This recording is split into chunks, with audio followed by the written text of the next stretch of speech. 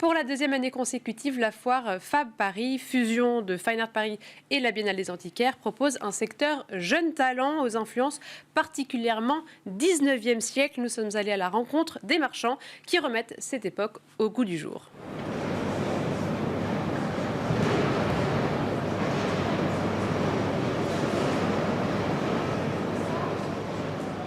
C'est vrai que je remarque quand même que le symbolisme dans le marché de l'art, en ce qui concerne le marché de l'art, c'est vraiment quelque chose qui explose en ce moment, qui est très recherché et qui, on l'a vu il y a 2 semaines à la vente, ça se vise même pas 2 semaines d'ailleurs, des tableaux de Georges Defeur qui ont été redécouverts et qui ont fait des prix absolument faramineux, très bien pour la cote de l'artiste.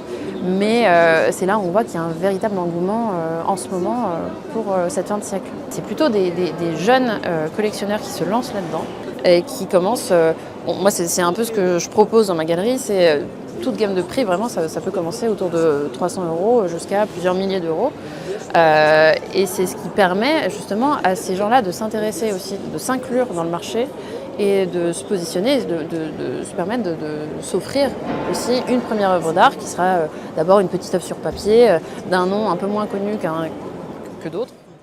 Je pense qu'on arrive au bout d'un cycle. On a eu les années 2000 qui étaient terribles, enfin pour moi qui étaient terribles, c'est-à-dire c'était le vide, c'était John Pawson, tout était blanc, tout était minimal. Et en fait, on a eu un maximalisme un peu 50, 60, 70, 80. Et c'est un mouvement, c'est comme une horloge, quoi, ça tourne. Et là, je pense qu'on revient à un goût qui n'avait plus vraiment eu cours depuis les années 80. Voilà, à l'époque du Coste des années 90. Et donc on revient à un goût un peu opulent, un peu Napoléon III. Et les gens se disent pourquoi pas en fait. Aujourd'hui, on a la chance d'avoir un marché du meuble et de l'antiquité qui est très très bas par rapport à ce que ça a valu. Un guéridon qui, moi j'ai des factures de vente de meubles qui en 2005 valait 13 000. Aujourd'hui, il vaut 1 500 en vente. Donc c'est une super opportunité.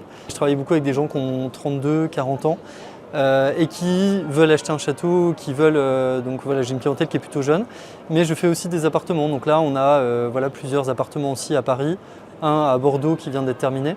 Et donc en fait, je leur conseille déjà de me dire quel est leur style qu'ils aiment, de commencer à regarder pour acquérir certaines pièces, et après de dessiner l'appartement. Donc on fait les salles de bain, on fait la plomberie, on fait tout ça, mais on va aussi en même temps acheter pour voir quel meuble va aller dans quelle pièce. Il reste énormément d'artistes et d'œuvres à redécouvrir, paradoxalement peut-être. Il y a plein d'autres mouvements qui ont gravité et qui ont découlé de l'impressionnisme. Il y a les symbolistes, toutes les écoles post-impressionnistes, les divisionnistes, les pointillistes, les nabis, les fauves un petit peu plus tard aussi. C'est vraiment l'époque où, comme je le disais, toutes les modernités sont nées.